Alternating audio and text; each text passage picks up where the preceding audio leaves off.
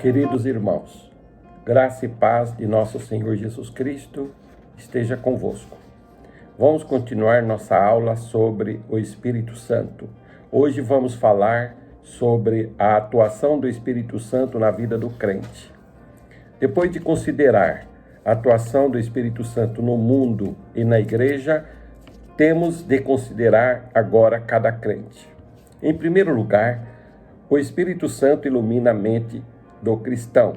Deus nos revelou pelo Espírito, porque o Espírito a todas as coisas perscruta, até mesmo as profundezas de Deus.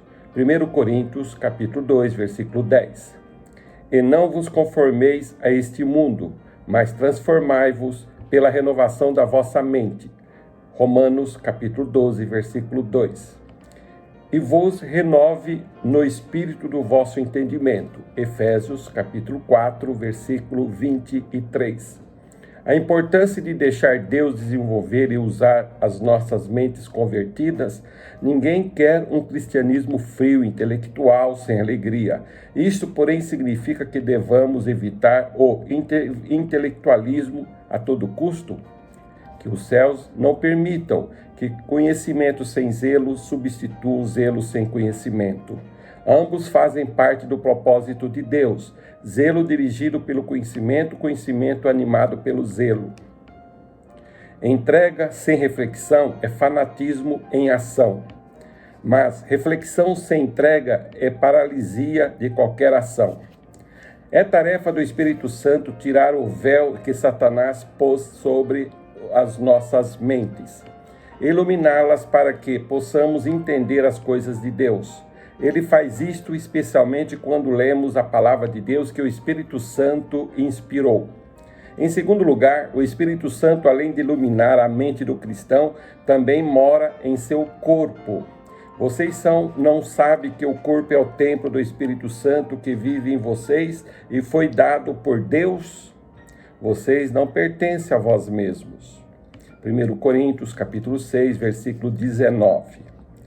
Se nós compreendêssemos que o próprio Deus, na pessoa do Espírito Santo, realmente mora em nossos corações, teríamos mais cuidado com o que comemos, bebemos, olhamos ou lemos.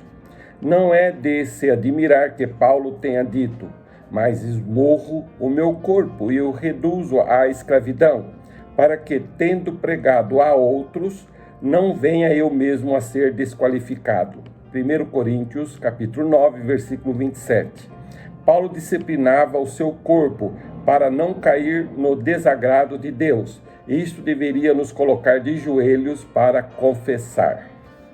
Não precisa entender sobre como o Espírito Santo age na vida dos crentes. Por exemplo, ele os conforta. Atos, capítulo 9, versículo 31.